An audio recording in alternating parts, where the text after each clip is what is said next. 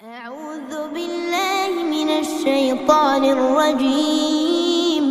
بسم الله الرحمن الرحيم.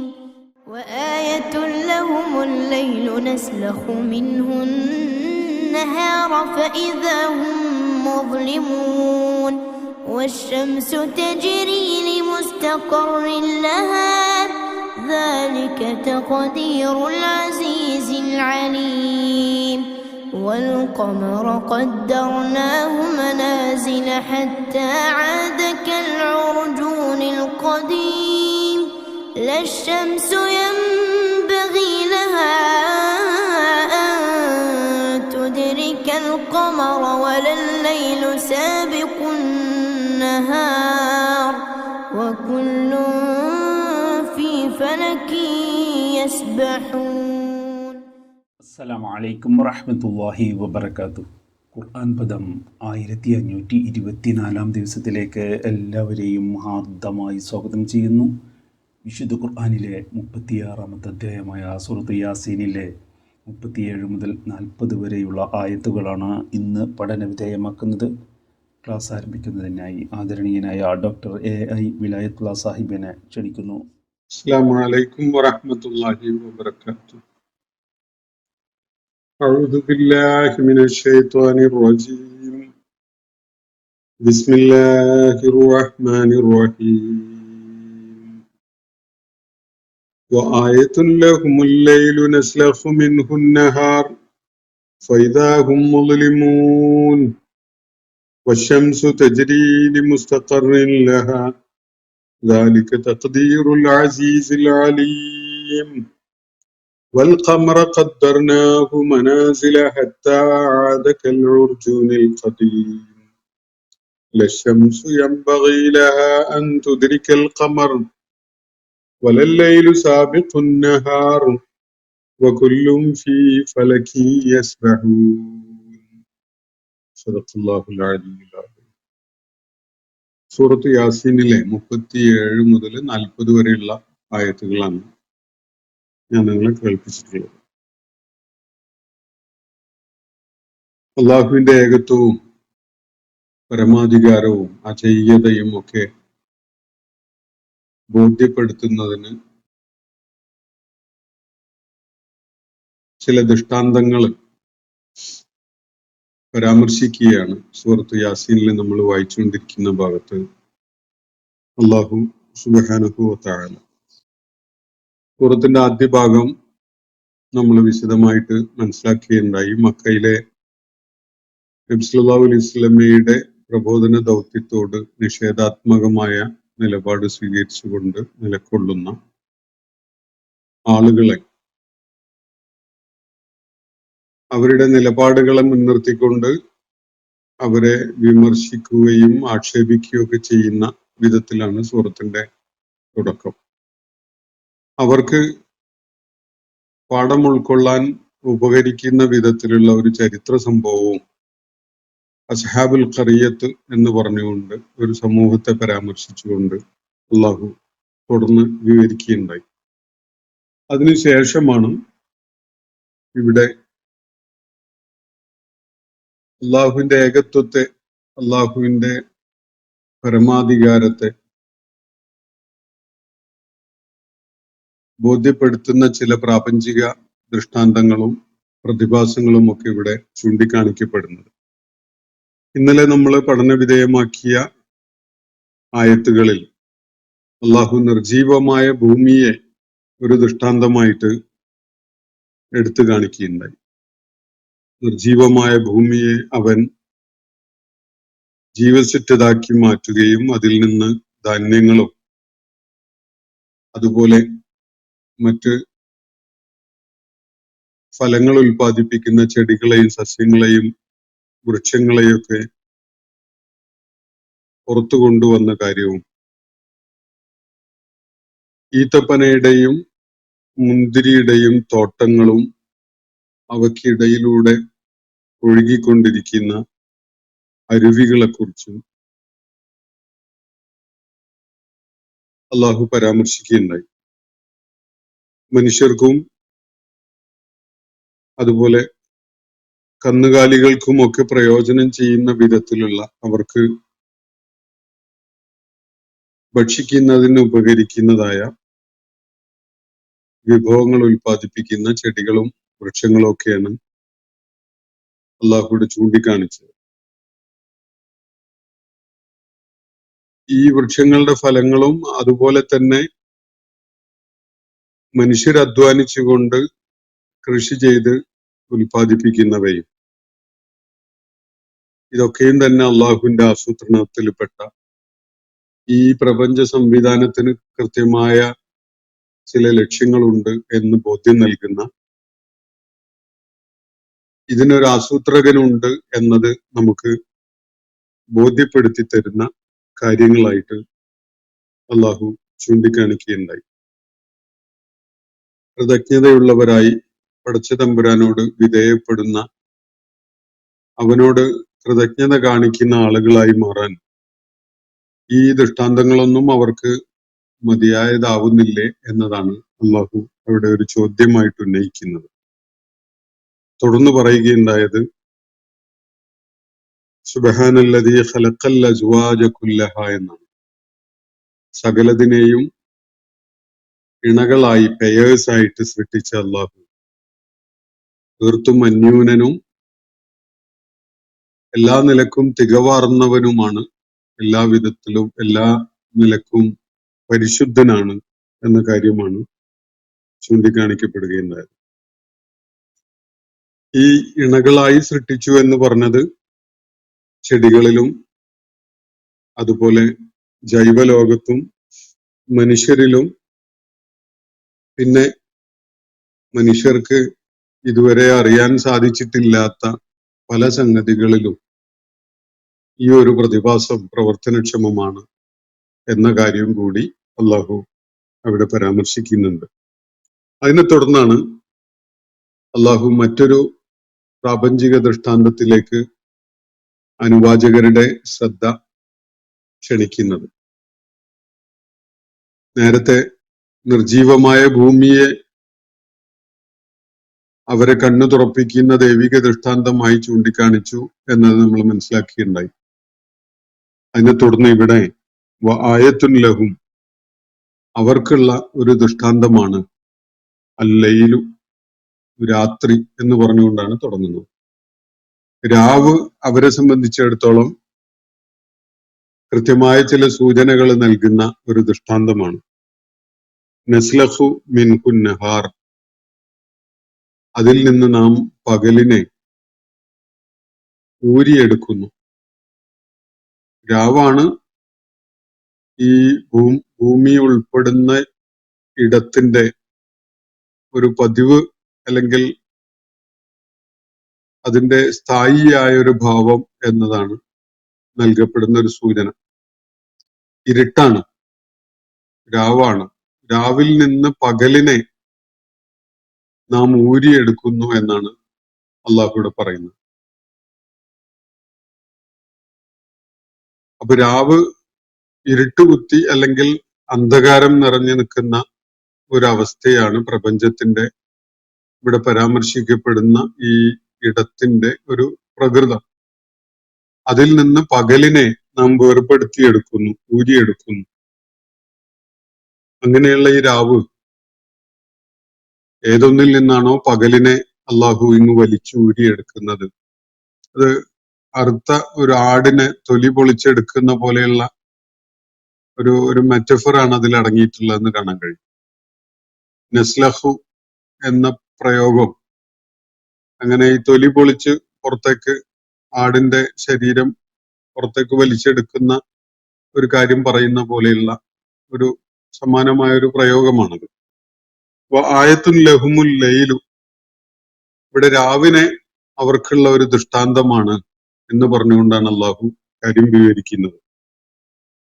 ആയത്തുൻ ലഹുമുൽ ലൈലു, രാവ് അവർക്ക് വലിയ ദൃഷ്ടാന്താണ്. രാവ് ദൃഷ്ടാന്താവുമ്പോൾ സ്വാഭാവികമായിട്ടും രാവാക്കുന്നത്, രാവിനെ വ്യത്യസ്തതയുള്ളതാക്കുന്നത് പകലിന്റെ സാന്നിധ്യമാണ്. പകലും അതിനോട് ചേർത്ത് നമുക്ക് മനസ്സിലാക്കാൻ സാധിക്കും. അത് അല്ലാഹു ഇവിടെ തന്നെ സൂചിപ്പിക്കുകയും ചെയ്യുന്നുണ്ട്. ആയത്തുൽ ലഹുമുൽ ലൈലു നസ്ലഖു മിൻഹുൻ നഹാർ, അതിൽ നിന്ന് പകലിനെ നാം ഊരിയെടുക്കുന്നു അല്ലെങ്കിൽ തൊലി പൊളിച്ചെടുക്കുന്നു എന്നൊക്കെ വായിക്കാം. ഫൈദാഹും മുദലിമൂൻ, അപ്പോൾ ഇവരിൽ അല്ലെങ്കിൽ അവർ ഉൾക്കൊള്ളുന്ന ഇടം അത് ഇരുട്ട് പരന്നതായി മാറുന്നു, ഇരുട്ട് പരക്കുന്നു, ലലാമത്ത് നിറയുന്നു. അപ്പോ ആയത്തുൽ ലഹുമുൽ ലൈലു നസ്ലഖു മിൻഹുൻ നഹാർ, പകലിനെ നാം അതിൽ നിന്ന് ഊരിയെടുക്കുമ്പോ എന്ന് പറഞ്ഞാൽ പകല് കഴിയുന്നതോടുകൂടി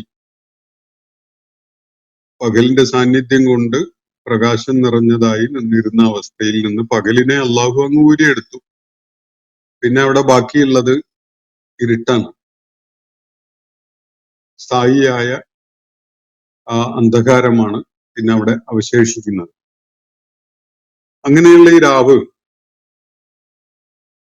വിസ്മയകരമായ ഒരു ദൃഷ്ടാന്തമായിട്ട് അള്ളാഹു അവതരിപ്പിക്കുകയാണ്.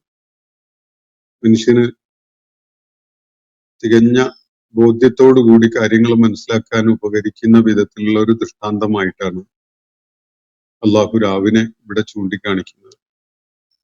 അള്ളാഹു എത്ര സമഗ്രമായും എത്ര സൂക്ഷ്മമായും ആസൂത്രണം ചെയ്ത് തയ്യാറാക്കിയിട്ടുള്ളതാണ് നമ്മുടെ ഈ ആവാസ വ്യവസ്ഥ എന്നത് നമുക്കിതിൽ നിന്ന് വായിച്ചെടുക്കാൻ സാധിക്കും. രാവിന്റെ ദൈർഘ്യം, പകലിന്റെ ദൈർഘ്യം, ഇതൊക്കെ ഒരു നിർണിതമായ ക്രമം അനുസരിച്ചാണ് ഇങ്ങനെ ആവർത്തിച്ചു വന്നുകൊണ്ടിരിക്കുന്നത്. അതിൽ വ്യതിയാനം ഉണ്ടാകുമ്പോൾ പ്രാപഞ്ചിക സംവിധാനങ്ങളിൽ വലിയ മാറ്റങ്ങൾ ഉണ്ടാകുന്നു. അത് ഭൂമുഖത്തെയും അവിടുത്തെ ജീവിത സാഹചര്യത്തെയും ശ്രദ്ധേയമായ വിധത്തിൽ മാറ്റിമറിക്കുന്നു. ദൈർഘ്യമേറിയ പകലും ദൈർഘ്യം കുറഞ്ഞ രാവും, ദൈർഘ്യം കൂടിയ രാവും ദൈർഘ്യം കുറഞ്ഞ പകലും ഒക്കെ പലപ്പോഴും നമ്മൾ അനുഭവിക്കുന്ന സംഗതികളാണ്. പക്ഷെ ഇതൊരു ക്രമവും ഒരു ക്രമീകരണവും ഒക്കെയുള്ള വിധത്തിലാണ് പ്രവർത്തിച്ചു കൊണ്ടിരിക്കുന്നത്.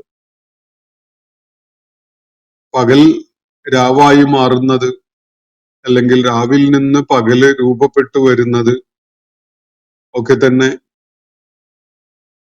നമുക്കതിന്റെ ഒരു കാവ്യഭാവനയോടുകൂടി അതിനെ നോക്കിക്കാണാനും മനസ്സിലാക്കാനും ഒക്കെ സാധിക്കുമെങ്കിലും ആ പ്രാപഞ്ചിക പ്രതിഭാസം പ്രവർത്തനക്ഷമമാവുന്നത് എത്ര വിസ്മയകരമായ വിധത്തിലാണ് എന്നത് നമ്മൾ വേണ്ടത്ര അതിനെക്കുറിച്ച് ആലോചിക്കാറൊന്നുമില്ല. ആ പ്രതിഭാസം ഇവിടെ നിരന്തരം പ്രവർത്തിച്ചു കൊണ്ടിരിക്കുന്നുണ്ട്. നൂറ്റാണ്ടുകളോ സഹസ്രാബ്ദങ്ങളോ ഒക്കെയായിട്ട് പ്രവർത്തനക്ഷമമായി നിലകൊള്ളുന്ന ഒരു പ്രതിഭാസമാണ് യഥാർത്ഥത്തില് രാവും പകലും. അപ്പൊ രാവിനെ അള്ളാഹുവിടെ ഒരു വളരെ മഹത്തരമായ ദൃഷ്ടാന്തം, അള്ളാഹുവിന്റെ അസ്തിത്വത്തെ ബോധ്യപ്പെടാൻ ആഗ്രഹിക്കുന്നവർക്ക് അതിന് പ്രയോജനം ചെയ്യുന്ന ഈ പ്രപഞ്ച സംവിധാനത്തിന് വളരെ സൂക്ഷ്മമായി കൃത്യമായി ഒരു ആസൂത്രണം നിർവഹിച്ചിട്ടുള്ള ഒരു നിയന്ത്രകനുണ്ട്, ഒരു റബ്ബുണ്ട് എന്ന കാര്യം ബോധ്യപ്പെടുത്തി തരുന്ന ഒരു സംഗതി എന്ന നിലക്കാണ് മക്കയിലെ വിശേഷിച്ച് അനുവാചകരെ അള്ളാഹു ഈ രാവ് എന്ന ദൃഷ്ടാന്തത്തിലേക്ക് അവരുടെ ശ്രദ്ധ കൊണ്ടുവരുന്നത്. ആയത്തുൽ ലഹുമുൽ ലൈലു നസ്ലഖു മിൻഹുൻ നഹാർ, അപ്പോ പകലിനെ അതിൽ നിന്ന് ഊരിയെടുക്കുന്നതോടുകൂടി പിന്നെ ഫൈദാഹും മുദലിമൂൻ, അവരതാ ഇരുട്ടിലായി കഴിഞ്ഞു. അതോടെ പകലിനെ അവിടുന്ന് അങ്ങ് വലിച്ചെടുക്കുന്നതോടുകൂടി പിന്നെ അവിടെ അവശേഷിക്കുന്നത് ഇരുട്ടാണ്. ഫൈദാഹും മുദലിമൂൻ, അവരതാ ഇരുട്ട് പരന്ന അവസ്ഥയിലായി. ഇത് ശ്രദ്ധ പതിയേണ്ട ഈ പ്രപഞ്ച സംവിധാനം താനേ ഉണ്ടായ അല്ലെങ്കിൽ നിസ്സാരമായ എന്തെങ്കിലും ഒരു സംഗതിയാണ് എന്ന് പരിഗണിക്കാവുന്ന വിധത്തിലുള്ളതല്ല, മറിച്ച് അതിഗംഭീരമായ അതിവിസ്മയകരമായ ഒരു ആസൂത്രണവും സംവിധാനവും ഒക്കെയാണ് ഇത് എന്നത് നമ്മളെ ബോധ്യപ്പെടുത്തി തരികയാണ്. നിരന്തരമായി ദിനേന എന്നോണം നമ്മളത് അനുഭവിച്ചുകൊണ്ടിരിക്കുമ്പോൾ അതിലടങ്ങിയിരിക്കുന്ന ദൈവിക വിസ്മയം നമ്മൾ പലപ്പോഴും ശ്രദ്ധിച്ചെന്ന് വരില്ല. നമ്മുടെ ശ്രദ്ധ തട്ടി ഉണർത്തിയിട്ട് അതിനെക്കുറിച്ചൊന്ന് ആലോചിക്കാൻ വേണ്ടിയാണ് അള്ളാഹു ഇക്കാര്യം ഇവിടെ ചൂണ്ടിക്കാണിക്കുന്നത്. തുടർന്ന് പറയുന്നത് വശംസു, സൂര്യൻ, തജ്രീലി മുസ്തഖറിൻ ലഹ, സൂര്യന്റെ സാന്നിധ്യമാണ് നമുക്ക് പകലിനെ ബോധ്യപ്പെടുത്തി തരുന്നത്. സൂര്യനെ അനുഭവിക്കുക എന്നൊരു സാധ്യത തെളിയുന്നതോടെയാണ് നമുക്കത് പകലായിട്ട് അനുഭവപ്പെടുന്നത്. എന്നാൽ സൂര്യന്റെ ഈ ചലനം ഉണ്ടല്ലോ, അത് നിരന്തരമായി സൂര്യൻ ചലിച്ചുകൊണ്ടിരിക്കുന്ന ഒരു കാര്യം നമ്മൾ കാണുന്നുണ്ട്. പഴയ കാലത്ത് സങ്കല്പിക്കപ്പെട്ടിരുന്നത് സൂര്യൻ ഭൂമിക്ക് ചുറ്റുമായിട്ട് അങ്ങനെ കറങ്ങുകയാണ് എന്നതാണ്. പിന്നീട് സൂര്യന് ചുറ്റുമായിട്ട് സൗരയൂഥം, സോളാർ സിസ്റ്റം കറങ്ങിക്കൊണ്ടിരിക്കുന്നു എന്ന വിധത്തില് ശാസ്ത്രലോകം അതിനെ മനസ്സിലാക്കാൻ തുടങ്ങി. ഈ നിലപാടുകൾ, ഈ വിധത്തിലുള്ള ഈ സൗരയൂഥത്തെ, സോളാർ സിസ്റ്റത്തെയും അതുപോലെ ഈ കോസ്മിക് ഓർഡറിനെയും ഒക്കെ കാലങ്ങൾ എടുത്തുകൊണ്ടാണ്, ഒരുപാട് സഹസ്രാബ്ദങ്ങൾ ഭൂമുഖത്ത് പിന്നിട്ടതിന് ശേഷമാണ്, അല്ലെങ്കിൽ ആ പ്രക്രിയയിലൂടെയാണ് ഈ പ്രാപഞ്ചിക പ്രതിഭാസങ്ങളുടെ പ്രവർത്തനങ്ങളെ കുറിച്ച് മനുഷ്യര് പല ധാരണകളിലും എത്തുന്നത്. ഈ ധാരണകളിൽ ഇനിയും പല മാറ്റങ്ങളും ഉണ്ടാകാം. കാരണം കോസ്മോളജിയെ കുറിച്ച് മനുഷ്യന്റെ അറിവ് ഇന്നും പരിമിതമാണ്. വലിയ വാനലോകത്തുള്ള ബഹിരാകാശ യാത്രയൊക്കെ മനുഷ്യൻ നടത്തിയിട്ടുണ്ടെങ്കിൽ പോലും മനുഷ്യന്റെ ശ്രദ്ധ പതിഞ്ഞിട്ടില്ലാത്ത ഒരുപാട് പ്രതിഭാസങ്ങൾ ഈ പ്രപഞ്ച സംവിധാനത്തിനും പ്രപഞ്ചമെന്ന് നമ്മൾ മനസ്സിലാക്കുന്നതിനപ്പുറത്തും മനുഷ്യന്റെ ശ്രദ്ധ പതിയാനുള്ളതായിട്ട് കിടക്കുന്നുണ്ടാകും. അപ്പോ വശംസു തജ്രീലി മുസ്തഖറിൻ ലഹ, അള്ളാഹുവിടെ പറയുന്നത് സൂര്യൻ സഞ്ചരിച്ചുകൊണ്ടിരിക്കുകയാണ്, അതിനൊരു ചലന ദിശയുണ്ട്, അത് അതിന്റെ മുസ്തഖറാണ്. അതിന്റെ മുസ്തഖറിലേക്കായിട്ട് സൂര്യൻ ചലിച്ചുകൊണ്ടിരിക്കുന്നു. മുസ്തഖർ എന്ന പദം നേരത്തെ ഞാൻ പലപ്പോഴും വിശദീകരിച്ചിട്ടുള്ളതാണ്. മഖർ, ഖറിയ, അഖറ തുടങ്ങിയ വാക്കുകളുമായിട്ട് ബന്ധമുള്ള ഒരു പദമാണ് മുസ്തഖർ എന്നത്. അഖറ എന്ന് പറഞ്ഞാൽ ഒരു വടിയോ അല്ലെങ്കിൽ കാലോ ഒക്കെ മണ്ണിലേക്ക് താഴ്ത്തി സ്ഥാപിക്കുന്നതിനാണ് അറബി ഭാഷയിൽ അഖറ എന്ന് പറയാം. കുറ്റിയടിക്കുക, അല്ലെങ്കിൽ ഒരു തമ്പ് കെട്ടുമ്പോൾ അതിനാവശ്യമായ ഒരു കാല്, ഒരു മുള പോലെയുള്ള ഒരു വസ്തു മണ്ണിലേക്ക് താഴ്ത്തി ഇറക്കുക, ഇതിനാണ് അഖറ എന്ന് പറയുന്നത്. അങ്ങനെ കുറ്റിയടിച്ച് കാലുകൾ നാട്ടി അതിന്റെ മുകളില് താർപ്പായ പോലെയുള്ള വല്ലതുമൊക്കെ വലിച്ചു കെട്ടി ഒരു തമ്പുണ്ടാക്കുമ്പോൾ അതിന് മഖർ എന്നാണ് പറയാ. മഖർ എന്നത് ആർക്കെങ്കിലും ഒക്കെ ചെന്ന് തങ്ങാനുള്ള ഒരു ഇടമാണ്.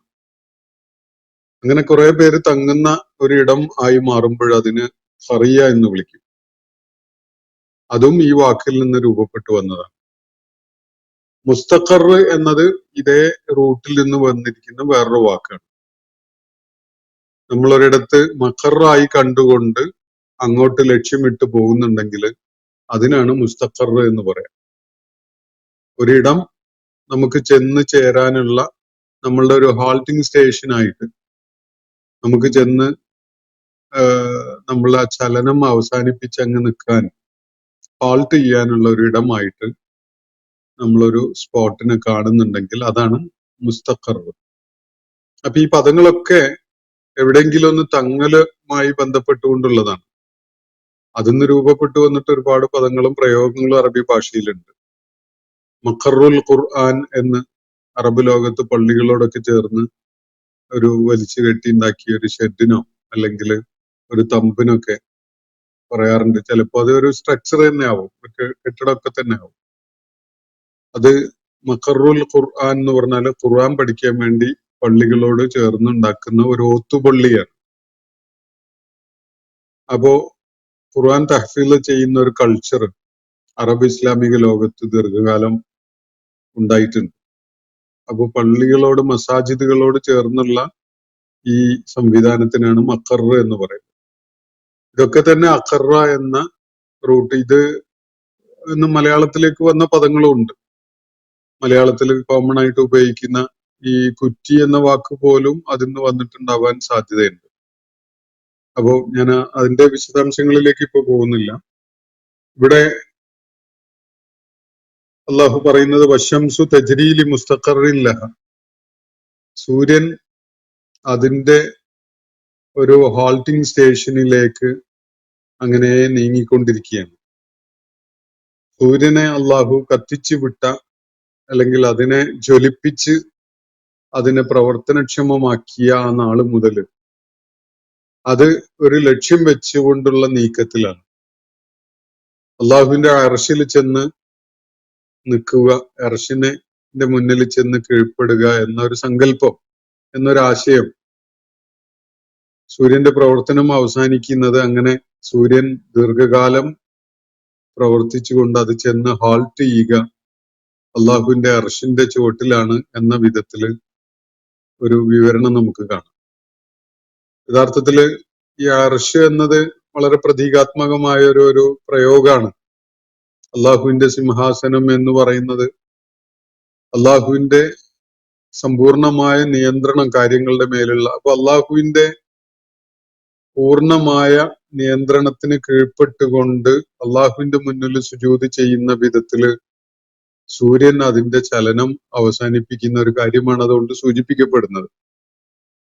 അപ്പോ വശംസു തജ്രീലി മുസ്തഖറിൻ ലഹ, സൂര്യൻ അതിന്റെ അന്തിമ സങ്കേതത്തിലേക്ക് ലക്ഷ്യമിട്ടുകൊണ്ട് നീങ്ങിക്കൊണ്ടേയിരിക്കുന്നു എന്ന് നമുക്കതിനെ മനസ്സിലാക്കാം. ദിനേനയുള്ള സൂര്യന്റെ ചലനത്തെ നമ്മൾ മനസ്സിലാക്കുന്നുണ്ട്. സൂര്യൻ അതിന്റെ ആക്സിസിൽ തന്നെ കറങ്ങുന്നത് മനസ്സിലാക്കുന്നുണ്ട്. അത് കൂടാതെ സൂര്യൻ ഒരു പ്രയാണത്തിലാണ്. ആ പ്രയാണത്തിന് ഒരു തുടക്കമുണ്ടായിരുന്നു, ഇനി അതിന് ഒരു ഒടുക്കമുണ്ടാകും. ആ ഒടുക്കമുണ്ടാകുന്ന സമയം അല്ലെങ്കിൽ സ്ഥലം, അതിനാണ് മുസ്തഖർ എന്ന് പറയുന്നത് എന്നാണ് ഭാഷാപരമായിട്ട് നമുക്കതിനെ വിലയിരുത്തുമ്പോൾ ഉൾക്കൊള്ളാൻ സാധിക്കുന്നത്. ശാസ്ത്രീയമായിട്ട് അത് എങ്ങനെയാണ് ഉൾക്കൊള്ളേണ്ടത് എന്നത് മനുഷ്യന്റെ അറിവ് വികസിക്കുന്നതിനനുസരിച്ച് മാത്രമേ അതേക്കുറിച്ച് വ്യക്തതയോടുകൂടി നമുക്ക് പറയാൻ കഴിയുള്ളൂ. കാരണം സൂര്യനെ കുറിച്ച്, സൂര്യന്റെ ഫങ്ഷനിങ്ങിനെ കുറിച്ചൊക്കെ തന്നെ പല അനുമാനങ്ങൾ മാത്രമാണ് മനുഷ്യനെ സംബന്ധിച്ചിടത്തോളം നേടാൻ കഴിഞ്ഞിട്ടുള്ളത്. അത് വളരെ കൃത്യമായി ഇന്ന വിധത്തിൽ അത് എൻഡ് ചെയ്യും എന്നത് നമുക്ക് കൃത്യമായിട്ട് പറയാൻ പറ്റുന്ന ഒരു കാര്യമല്ല. അപ്പൊ വശംസു തജ്രീലി മുസ്തഖറിൻ ലഹ, അള്ളാഹു സൂര്യൻ ഒരു മുസ്തഖർ നിശ്ചയിച്ചിട്ടുണ്ട്. ആ മുസ്തഖറിലേക്ക് സൂര്യൻ ചലിച്ചുകൊണ്ടേയിരിക്കുകയാണ്. അതൊരു സമയമാണ്, ഒരു ഇടമാണ്. ആ ദിശയിലേക്ക് സൂര്യൻ സഞ്ചരിച്ചു കൊണ്ടിരിക്കുന്നു. സൂര്യൻ അതിന്റെ പ്രവർത്തനം പൂർണ്ണമായി അവസാനിപ്പിച്ച് കീഴടങ്ങുന്ന ഒരു സമയവും ഒരു സ്ഥലവും, അതിനെ ലക്ഷ്യം വെച്ചുകൊണ്ടാണ് സൂര്യൻ മുന്നേറിക്കൊണ്ടേയിരിക്കുന്നത്. എന്നിട്ട് അള്ളാഹു പറയുകയാണ് ദാലിക തഖ്ദീറുൽ അസീസിൽ അലീം, അത് അജയ്യനായ സർവജ്ഞനായ പ്രപഞ്ച സൃഷ്ടാവിന്റെ ഒരു ക്രമീകരണമാണ് കേട്ടോ എന്നാണ് അള്ളാഹു പറയുന്നത്. സൂര്യൻ അള്ളാഹു ഒരു വ്യവസ്ഥ വെച്ചിട്ടുണ്ട്. ആ വ്യവസ്ഥയെ ലംഘിച്ചുകൊണ്ട്, ആ ക്രമീകരണത്തെ ലംഘിച്ചുകൊണ്ട് സൂര്യന് നീങ്ങാൻ സാധിക്കില്ല. സൂര്യൻ അള്ളാഹുവിന് വിധേയപ്പെട്ടുകൊണ്ടാണ് പ്രവർത്തിച്ചുകൊണ്ടിരിക്കുന്നത്. അതിന്റെ പ്രവർത്തനം അവസാനിപ്പിക്കുന്നതും അള്ളാഹു നിശ്ചയിച്ച വിധത്തിലുള്ള ആ ഹാൾട്ടിംഗ് പോയിന്റിലേക്ക് ആ സമയത്തിൽ എത്തിക്കൊണ്ടാണ്. എന്ന് പറഞ്ഞാൽ അള്ളാഹുവിന് കീഴ്പ്പെടുക എന്നതാണ് സൂര്യൻ അതിന്റെ പ്രവർത്തനം അവസാനിപ്പിക്കുന്ന പ്രക്രിയയിൽ പോലും നിർവഹിക്കുന്ന കാര്യം. അള്ളാഹുവിന് കീഴ്പ്പെടുക, അവന് വിധേയപ്പെടുക എന്നതാണ്. ഇത് ദാലിക തഖ്ദീറുൽ അസീസിൽ അലീം, അജയ്യനായ റബ്ബ്, അവന്റെ സംവിധാനത്തിനപ്പുറത്തേക്ക് അവന്റെ വ്യവസ്ഥയെ ഭേദിക്കുന്ന, ലംഘിക്കുന്ന വിധത്തിൽ യാതൊരുവനും ഒന്നും ചെയ്യാൻ സാധ്യമല്ല. അവനാണ് ഇസ്സത്തുടയവൻ, അവനാണ് അജയ്യതയുള്ളവൻ. അവനെ അതിജയിച്ചുകൊണ്ട് ഇവിടുത്തെ ക്രമീകരണത്തെ മാറ്റി മറ്റൊന്നാക്കി മാറ്റാൻ ഒരാൾക്കും സാധ്യമല്ല. അവനാണ് അജയ്യനായ ശക്തി. അവന് സർവജ്ഞനുമാണ്. ഈ കാര്യങ്ങള് എന്നല്ല, എല്ലാ കാര്യങ്ങളിലും കൃത്യമായ അറിവുള്ള, ജ്ഞാനമുള്ളവനാണ് അള്ളാഹു. ആ അള്ളാഹുവിന്റെ തഖ്ദീറാണിത്, ക്രമീകരണമാണ് എന്നാണ് സൂര്യന്റെ ചലനത്തെ പരാമർശിച്ചുകൊണ്ട് അള്ളാഹു പറയുന്നത്. അപ്പോൾ ശാസ്ത്രമോ മനുഷ്യരോ നമ്മൾ അതിനെക്കുറിച്ച് പഠിക്കുക മാത്രമാണ് ചെയ്യുന്നത്. പലരും പലപ്പോഴും തെറ്റിദ്ധാരണയോടുകൂടി പറയുന്നത് കേൾക്കാം, ശാസ്ത്രത്തിന്റെ നേട്ടം എന്നൊക്കെ. യഥാർത്ഥത്തിൽ ഈ ശാസ്ത്രം ഒരു നേട്ടവും നടത്തുന്നില്ല. ശാസ്ത്രം ദൈവിക പ്രപഞ്ചത്തെ, ദൈവികമായി രൂപപ്പെടുത്തപ്പെട്ടിട്ടുള്ള ഈ പ്രപഞ്ചത്തെ പഠനവിധേയമാക്കുന്നു എന്ന് മാത്രമേ ഉള്ളൂ. എങ്ങനെയാണിത്, ഈ അത്ഭുതകരമായ സംവിധാനം പ്രവർത്തിച്ചു കൊണ്ടിരിക്കുന്നത് എന്നത് സൂക്ഷ്മമായിട്ട് പഠന വിധേയമാക്കുന്നു. അതില് നിരന്തരമായി മുന്നേറ്റം നടത്താൻ സാധിക്കുകയും ചെയ്യുന്നു. ഇതാണ് ശാസ്ത്രത്തിന്റെ അച്ചീവ്മെന്റ് ആയിട്ട് നമുക്ക് കാണാനും പറയാനും ഒക്കെ സാധിക്കുക. അപ്പോ അജയ്യനും സർവജ്ഞനുമായ പ്രപഞ്ച സൃഷ്ടാവായ റബ്ബിന്റെ അലംഘനീയമായ ക്രമീകരണമാണ് ഈ പറഞ്ഞിട്ടുള്ളത് എന്നാണ് അള്ളാഹു ഇവിടെ സൂചിപ്പിക്കുന്നത്. തുടർന്ന് അള്ളാഹു ചന്ദ്രനെയാണ് പരാമർശിക്കുന്നത്. വൽ ഖമറ, ചന്ദ്രൻ, ഖദ്ദർനാഹു മനാസില. അപ്പൊ സൂര്യന്റെ പ്രവർത്തനം തുടങ്ങി അതിനൊരു ചലന ദിശയുള്ളതും അത് ചെന്ന് ഹാൾട്ട് ചെയ്യാനുള്ള ഒരു മുസ്തഖർ ഉള്ളതും ഇവിടെ പറഞ്ഞു കഴിഞ്ഞു. അള്ളാഹുവിന്റെ ഗംഭീരമായൊരു ക്രമീകരണമാണത്, അള്ളാഹുവിന്റെ തഖ്ദീറാണ് എന്നിവിടെ പറഞ്ഞു കഴിഞ്ഞു.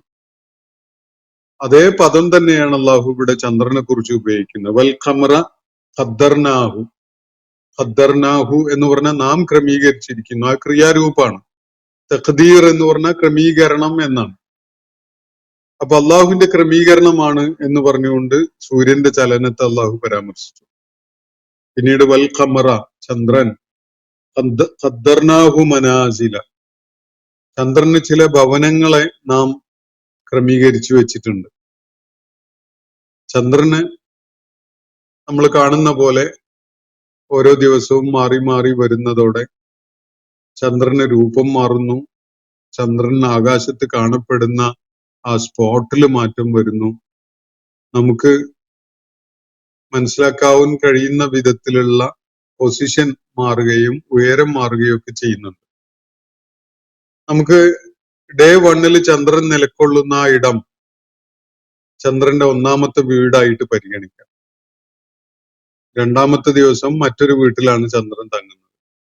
മൂന്നാമത്തെ ദിവസം വേറൊരു വീട്ടിലാണ്. അങ്ങനെ ചന്ദ്രന് ഒരു മാസക്കാലത്തിന് അകത്തായിട്ട് ഓരോ ദിവസവും തങ്ങാവുന്ന ഓരോ ഭവനങ്ങളുണ്ട് എന്നൊന്ന് സങ്കല്പിച്ചു നോക്കൂ. അങ്ങനെ ഒരു ആശയമാണ് അള്ളാഹു ഇവിടെ പങ്കുവെക്കുന്നത്. അതിന് പറ്റിയ ഒരു പ്രയോഗവുമാണ്. വൽ ഖമറ ഖദ്ദർനാഹു മനാസില. ചന്ദ്രൻ, അതിന് നാം ചില ഭവനങ്ങൾ, ചില മണ്ഡലങ്ങൾ എന്നൊക്കെയാണ് പറയാറുള്ളത്.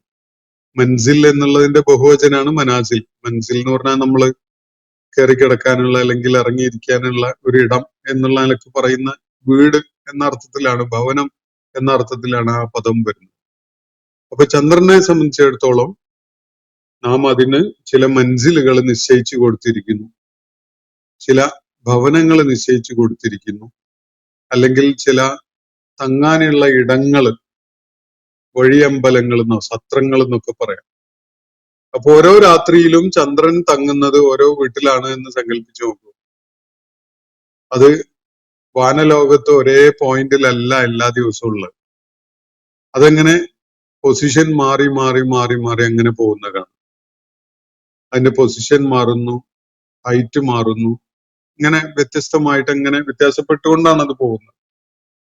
അപ്പൊ വൽ ഖമറ ഖദ്ദർനാഹു മനാസില, അതിനനുസരിച്ച് ചന്ദ്രന്റെ രൂപത്തിലും മാറ്റം ഉണ്ടാവുന്നുണ്ട്. ഇന്നലെ കണ്ട രൂപത്തിലല്ല ഇന്ന് ചന്ദ്രനെ കാണാൻ സാധിക്കുക. അപ്പൊ ചന്ദ്രന് ചില ഭവനങ്ങൾ, ചില മണ്ഡലങ്ങള്, ചില ഹാൾട്ടിംഗ് പോയിന്റുകൾ നിശ്ചയിച്ചു കൊടുത്തിരിക്കുന്നു.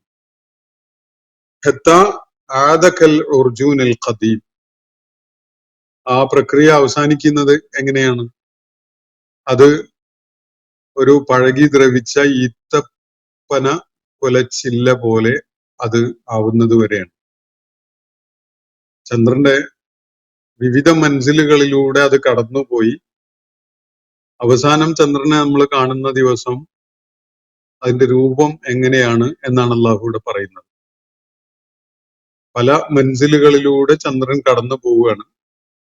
ഒടുക്കം മാസാവസാനം ചന്ദ്രൻ കാണപ്പെടുന്ന രൂപം ഇതാണ്. ഏതാണത്?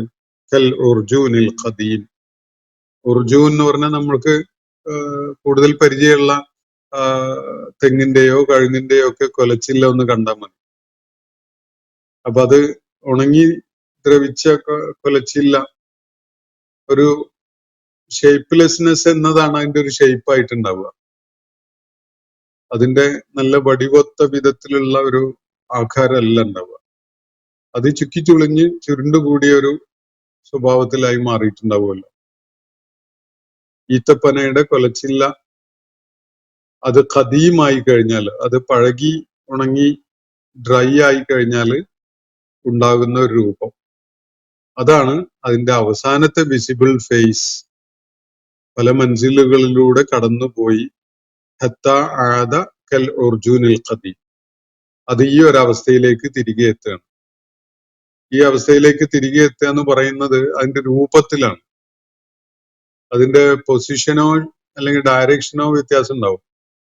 ഉദയചന്ദ്രന്റെ അതേ രീതിയിലല്ല ഈ അവസാനിക്കുന്ന മാസം അവസാനത്തിൽ കാണപ്പെടുന്ന ചന്ദ്രന്റെ അതിന്റെ ആംസിന്റെ ഡയറക്ഷൻ, അത് ഓപ്പോസിറ്റ് ഡയറക്ഷൻ ആണ് എന്ന് നമുക്ക് ഈ അവസാന നാളുകളും ആദ്യ നാളുകളും നിരീക്ഷിച്ചാൽ കാണാൻ കഴിയും.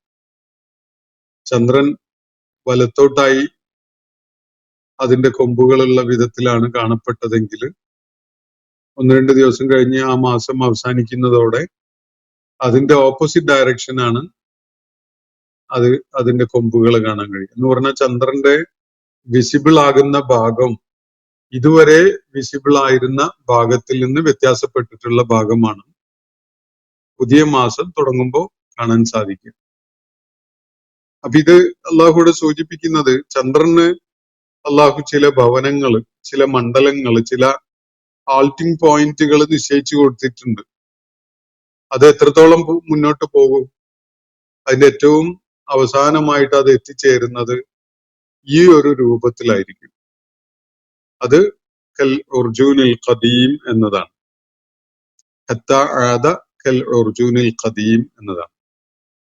ചന്ദ്രനെ മനുഷ്യൻ വളരെ സൂക്ഷ്മമായിട്ട് നിരീക്ഷിക്കല് വളരെ വളരെ അനിവാര്യമാണ് എന്നൊരു പാഠം അള്ളാഹു ഇതിൽ നൽകുന്നുണ്ട്. അതിനുവേണ്ടിയാണല്ലോ അള്ളാഹു ഈ കാര്യങ്ങൾ ഇവിടെ വിവരിക്കുന്നത്. അള്ളാഹുവിന്റെ പ്രപഞ്ചത്തിന്റെ ആസൂത്രകൻ, അതിന്റെ സമ്പൂർണമായ നിയന്ത്രകൻ എന്ന നിലക്കുള്ള ആ ഇസ്സത്ത്, അള്ളാഹുവിന്റെ ആ അചയ്യത വെളിപ്പെടുത്തുന്ന കാര്യങ്ങളാണ് ഇവിടെ പറയുന്നത്. അടിസ്ഥാനപരമായി അള്ളാഹുവിന്റെ ഏകത്വം ഉൾക്കൊള്ളാൻ ഈ നിഷേധികളായ ആളുകൾക്ക് പ്രപഞ്ചത്തിൽ നിന്ന് തന്നെ ചില തെളിവുകൾ അള്ളാഹു എടുത്ത് കാണിച്ചു കൊടുക്കുകയാണ്. ഇതൊന്നും നിങ്ങൾ ചെയ്തതല്ല. ചന്ദ്രന്റെ ഈ രൂപമാറ്റം ഒന്ന് ശ്രദ്ധിച്ചു നോക്കൂ. ഓരോ ദിവസം ചന്ദ്രൻ ഓരോ പോയിന്റിലാണ്. അതിന്റെ രൂപം മാറുന്നു, തങ്ങുന്ന ഇടം മാറുന്നു. നമുക്ക് എത്ര ഉയരത്തിലാണത് എന്ന തോന്നലില് മാറ്റം ഉണ്ടാകുന്നു. ഈ വിധത്തിൽ അതെങ്ങനെ നീങ്ങിക്കൊണ്ട് അവസാനം അതിനെ കാണപ്പെടുന്നത് കൽ ഉർജൂനിൽ ഖദീം, ഒരു പഴകി ദ്രവിച്ച ഈത്തപ്പന കൊലച്ചില്ല പോലെ ആവുന്നിടത്തോളം അതിന്റെ ആ മാറ്റം ഉണ്ടാവുന്നു. ചന്ദ്രന്റെ രൂപമാറ്റം നമ്മൾ ശ്രദ്ധിച്ചിട്ടുണ്ടാവും. അത് ഉദയചന്ദ്രൻ മുതൽ അതിന്റെ ഹിലാൽ കാലം അതിനെ നമ്മൾ കാണുന്ന ആ ഘട്ടം മുതൽ അത് വളർന്ന് വളർന്ന് വളർന്ന് വലുതായി പൂർണ്ണചന്ദ്രനായി മാറുന്നു. നമ്മൾ വാക്സിംഗ് മൂൺ എന്ന് ഇതിനെ പറയാം. ചന്ദ്രന് അങ്ങനെ വികസിച്ച് വലുതായി വലുതായി വലുതായി വലുതായി അവസാനം പൂർണ്ണചന്ദ്രന്റെ രൂപം പ്രാപിക്കുന്ന ഒരവസ്ഥ. ഇത് ഇനി അടുത്തത് അതിനെ തുടർന്ന് മാസം മധ്യത്തിൽ വെച്ച് ചന്ദ്രന്റെ വെയിനിങ് പ്രോസസ്സ് തുടങ്ങുകയാണ്. ചന്ദ്രൻ ഒരു ഭാഗം അങ്ങനെ മെലിഞ്ഞ് മെലിഞ്ഞ് മെലിഞ്ഞ് മെലിഞ്ഞ് മെലിഞ്ഞ് അങ്ങനെ പോവുകയാണ്.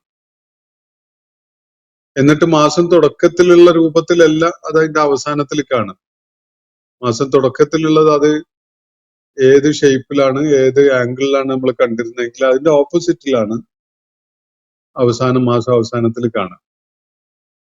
അപ്പൊ ഈ വിധത്തിൽ അത് വാക്സിംഗ് മൂണായിട്ടും പിന്നീട് വെയിനിങ് മൂണായിട്ടും അതങ്ങനെ രൂപമാറ്റം പ്രാപിച്ചുകൊണ്ട് അങ്ങനെ പോയിട്ട് പിന്നീട് അത് എൻഡ് ചെയ്യുന്നത് അതിന്റെ ഈ ഉർജൂനുൽ ഖദീം എന്ന ഷേപ്പിലാണ്. ഇതാണ് അള്ളാഹുവിടെ ചൂണ്ടിക്കാണിക്കുന്ന ഒരു കാര്യം. നമുക്ക് ഇതുമായി ബന്ധപ്പെട്ടുകൊണ്ടുള്ള ചില വിശദാംശങ്ങൾ മനസ്സിലാക്കാനുണ്ട്. ഞാൻ ഈ ആയത്തിന്റെ ഇന്ന് ഓതി വെച്ച ഭാഗം ഒരല്പം കൂടി ഈ ശേഷിക്കുന്ന ഒരായത്ത് കൂടി വിശദീകരിച്ച് ഇന്നത്തെ സെഷൻ അവസാനിപ്പിക്കും. ഇതുമായി ബന്ധപ്പെട്ടുകൊണ്ട് ചില വിശദാംശങ്ങൾ നമ്മൾ മനസ്സിലാക്കേണ്ടതായിട്ടുണ്ട്. അത് ഇൻഷാ അല്ലാഹ് തുടർന്നുള്ള സെഷനിൽ ആലോചിക്കാം. ലശംസു യംബഗി ലഹ, എന്നിട്ട് അള്ളാഹു പറയാണ് സൂര്യൻ അതിന് അങ്ങനെ കൊതിക്കാൻ കഴിയില്ല. അൻ തുദരിക്കൽ ഖമർ, ചന്ദ്രനെ പിടികൂടുക എന്ന കാര്യം. ചന്ദ്രനെ കയറി അങ്ങ് പിടികൂടുക എന്ന സംഗതി സൂര്യന് ആഗ്രഹിക്കാൻ സാധിക്കില്ല, അല്ലെങ്കിൽ സൂര്യന് സാധിക്കുന്ന ഒരു സംഗതിയല്ല ചന്ദ്രനെ പിടികൂടുക എന്നത്. പല ആംഗിളില് പല നിലക്ക് മനസ്സിലാക്കാവുന്ന ഒരു പ്രയോഗമാണത്. സൂര്യന്റെ ഭ്രമണപഥം അഥവാ അതിന്റെ ഓർബിറ്റ് ചന്ദ്രന്റെ ഓർബിറ്റുമായിട്ട് ഇടയുന്ന ഏറ്റുമുട്ടുന്ന വിധത്തിലല്ല ഉള്ളത്. ചന്ദ്രൻ സൂര്യന്റെ പൊസിഷനിൽ നിന്ന് ഒരുപാട് അകലെയാണ്. അപ്പൊ ഒരിക്കലും തന്നെ സൂര്യന്റെ ചലനം സംഭവിക്കുന്നതിനിടയിൽ ചന്ദ്രൻ മൂവ് ചെയ്യുന്ന ഓർബിറ്റിലേക്ക് സൂര്യൻ കടന്നു വരികയോ അതിനെ കൂട്ടിമുട്ടുകയോ ചെയ്യുന്ന ഒരു സാധ്യത ഇല്ല. ഒരു കാര്യം. ഇനി സൂര്യന്റെ പ്രഭ വെളിപ്പെടുന്ന ഒരു സമയമുണ്ടല്ലോ, അത് ഒരിക്കലും തന്നെ ചന്ദ്രൻ വിസിബിളായി ചന്ദ്രന്റെ പ്രഭ ഭൂമുഖത്ത് കിട്ടിക്കൊണ്ടിരിക്കുന്ന രാവു സമയം ആ സമയത്തേക്ക് ഇടിച്ചു കയറി വരില്ല എന്ന നിലക്ക് ഇത് മനസ്സിലാക്കപ്പെടുന്നുണ്ട്. അപ്പോ സൂര്യൻ അല്ലാഹു ഒരു ക്രമീകരണം വെച്ചിട്ടുണ്ട്, ചന്ദ്രനും ഒരു ക്രമീകരണം വെച്ചിട്ടുണ്ട്. സൂര്യന് അതിൻ്റെതായ ഒരു ഓർബിറ്റ് ഉണ്ട്, ഒരു ഭ്രമണപഥമുണ്ട്, അതിന്റെ ഒരു റൺവേ ഉണ്ട്. അങ്ങനെ പറയുന്നതായിരിക്കും കൂടുതൽ എളുപ്പം. സൂര്യന്റെ റൺവേയിൽ നിന്ന് വ്യത്യസ്തമാണ് ചന്ദ്രന്റെ റൺവേ. അപ്പോ സൂര്യൻ ഒരിക്കലും തന്നെ സ്വന്തം റൺവേ ഭേദിച്ചുകൊണ്ട് പുറത്തു കടന്ന് ചന്ദ്രന്റെ ട്രാക്കിലേക്ക് ചാടി വീഴുക എന്നത് സാധ്യമല്ല. വലല്ലൈലു സാബിഖുൻ നഹാർ, രാവിന് പകലിനെ മറികടക്കുകയും സാധ്യമല്ല. വളരെയേറെ വിശദാംശങ്ങൾ ഉൾക്കൊള്ളേണ്ട ഒരു ആയത്താണ്, അല്ലെങ്കിൽ പ്രയോഗമാണത്. നമ്മൾ അതിലേക്ക് തിരിച്ചു വരും ഇൻഷാ അല്ലാഹ്. വലല്ലൈലു സാബിഖുൻ നഹാർ, രാവിന് പകലിനെ മറികടക്കുകയും സാധ്യമല്ല. വകുല്ലും ഫീ ഫലക്കി യസ്ബഹൂൻ, എല്ലാം അതിൻ്റെതായ ഒരു ഫലക്കില്, അതിൻ്റെതായ ഓർബിറ്റില്, അതിൻ്റെതായ ട്രാക്കില്, അല്ലെങ്കിൽ അതിൻ്റെതായ റൺവേയില് നീന്തി തുടിച്ചുകൊണ്ടിരിക്കുകയാണ്. ഇതാണ് അള്ളാഹു പറയുന്നത്. സൂര്യൻ, ചന്ദ്രൻ, രാവ്, പകല്, ഇതിനൊക്കെ അള്ളാഹു ഒരു ക്രമവും വ്യവസ്ഥയും നിശ്ചയിച്ചു കൊടുത്തിട്ടുണ്ട്. ഒന്ന് മറ്റൊന്നിന്റെ ട്രാക്കിലേക്കോ ഓർബിറ്റിലേക്കോ ഇടിച്ചു കയറുന്ന ഒരു വിഷയം വരുന്നില്ല. അള്ളാഹുവിന്റെ അജയ്യമായ ഒരു ക്രമീകരണമാണ് നിങ്ങൾക്ക് ഇതിൽ കാണാൻ കഴിയുക. താനെ ഉണ്ടായതാണെങ്കിൽ ഇത്ര സമഗ്രമായ ഒരു ആസൂത്രണം അതിലുണ്ടാവോ? അതല്ല ഒരുപാട് തുല്യശക്തികളോ ഭാഗികമായ ദിവ്യത്വമുള്ളവരോ ഒക്കെ ചേർന്നുണ്ടാക്കിയതാണെങ്കിൽ ഇത്ര യോജിപ്പോടുകൂടി കാര്യങ്ങൾ പ്രവർത്തനക്ഷമമാകുമോ? ആലോചിച്ച് നോക്കാവുന്നതാണ്. അള്ളാഹുവിന്റെ ഏകത്വം എന്നത്, പ്രപഞ്ചങ്ങളുടെ നാഥൻ ഏകനാണ് എന്നതിനുള്ള ഏറ്റവും ഗംഭീരമായ തെളിവുകള് ഈ പ്രാപഞ്ചിക സംവിധാനത്തിൽ നിന്ന് തന്നെ അള്ളാഹു എടുത്ത് കാണിച്ചു തരികയാണ്. ഒന്ന് മറ്റൊന്നിലേക്ക് ഇടിച്ചു കയറുന്ന ഒരു കാര്യം സംഭവിക്കുന്നില്ല. അപ്പൊ കുല്ലും ഫി ഫലക്കിൻ യസ്ബഹൂൻ. ഫലക്ക് എന്നുള്ള വേർഡ് നിന്നായിരിക്കണം ഒരുപക്ഷെ ഇംഗ്ലീഷിൽ ഫ്ലൈക്ക് എന്നുള്ള വേർഡ് വന്നിട്ടുണ്ടാവുക. അത് ഒരു ഐസ് പാളി പോലെയുള്ള വളരെ സ്മൂത്ത് ആയിട്ട് മൂവ് ചെയ്യാൻ പറ്റുന്ന ഒരു പ്രതലത്തിനാണ് ഇംഗ്ലീഷിൽ ഫ്ലൈക്ക് എന്ന് പറയാം. ഇവിടെ ഈ ഫലക്കിന് ശേഷം ഉപയോഗിച്ചിരിക്കുന്ന വാക്ക് യസ്ബഹൂൻ എന്നാണ്. നീന്തി തുടിക്കുക എന്നാണ് അതിന്റെ അർത്ഥം. അപ്പോ ഏതോ വിധത്തിലുള്ള ഒരു ലിക്വിഡ് ഫോമിലുള്ള ഒരു സംഗതിയിൽ ഇതങ്ങനെ പരസ്പരം സംഘർഷപ്പെടാതെ മൂവ് ചെയ്തുകൊണ്ടേയിരിക്കുന്നു, നീന്തിക്കൊണ്ടേയിരിക്കുന്നു എന്നതാണ് ഇവിടെ നൽകപ്പെടുന്ന സൂചന. സൂര്യന് അള്ളാഹു നിശ്ചയിച്ചു കൊടുത്ത ഒരു ഒരു ഒരു സ്വിമ്മിങ് ട്രാക്ക് ഉണ്ട്, ചന്ദ്രന് മറ്റൊന്നുണ്ട്. അതുപോലെ രാവിന് ഒരു ക്രമം കൊടുത്തിരിക്കുന്നു, പകലിന് മറ്റൊരു ക്രമം കൊടുത്തിരിക്കുന്നു. ഇതൊക്കെയും തന്നെ കോ ഓപ്പറേറ്റ് ചെയ്യുന്ന ഒരു സംവിധാനമാണ് പ്രപഞ്ചത്തിലുള്ളത്. പക്ഷെ സംഘർഷപ്പെടാതെ ഇവ പ്രവർത്തനക്ഷമമായി നിലകൊള്ളുന്നു.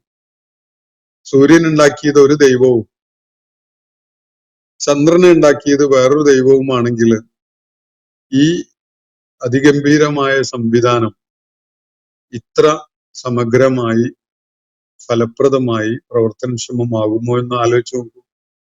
സൂര്യൻ വിധേയത്വം കാണിക്കുന്നത് ഒരു ദൈവത്തോടും ചന്ദ്രൻ മറ്റൊരു ദൈവത്തോടും ആയിരിക്കും. ഇവര് തമ്മിൽ എങ്ങനെയാണ് ഒരു യോജിപ്പുണ്ടാവുക എന്ന് ആലോചിച്ചു നോക്കാവുന്നതാണ് കാര്യം. അപ്പൊ അള്ളാഹുവിന്റെ ഏകത്വവും അള്ളാഹുവിന്റെ പരമാധികാരവും ഈ സംഗതി ബോധ്യപ്പെടാൻ പ്രപഞ്ചത്തിൽ അള്ളാഹു ഒരുക്കി വെച്ചിരിക്കുന്ന ഈ സംഗതികൾ വളരെയേറെ പ്രയോജനകരമാണ് എന്ന നിലക്കാണ് അള്ളാഹു അവയെ ഇവിടെ പരാമർശിക്കുന്നത്. പക്ഷെ ആ പ്രാഥമികമായ അർത്ഥതലത്തിനപ്പുറത്തേക്ക് ഈ ആയാത്തുകൾ ചില സൂചനകൾ നമുക്ക് നൽകുന്നുണ്ട്. ഇൻഷാ അല്ലാഹ് അടുത്ത ദിവസം നമുക്ക് അതിനെക്കുറിച്ച് സംസാരിക്കാം. അള്ളാഹു നമ്മെ എല്ലാവരെയും അനുഗ്രഹിക്കുമാറാവട്ടെ. വാഖിറു ദഅ്വാന അനിൽ ഹംദുലില്ലാഹി റബ്ബിൽ ആലമീൻ. അസ്സലാമു അലൈക്കും വറഹ്മത്തുള്ളാഹി വബറകാതുഹു. ഇന്നത്തെ ഖുർആൻ പദം ഇവിടെ സമാപിക്കുന്നു. ഖുർആൻ പഠനത്തിൽ പങ്കെടുത്ത എല്ലാവർക്കും അല്ലാഹു അർഹമായ പ്രതിഫലം നൽകി അനുഗ്രഹിക്കട്ടെ. വആഖിറു ദഅ്വാന അനിൽ ഹംദുലില്ലാഹി റബ്ബിൽ ആലമീൻ. അസ്സലാമു അലൈക്കും വറഹ്മത്തുള്ളാഹി വബറകാതുഹു.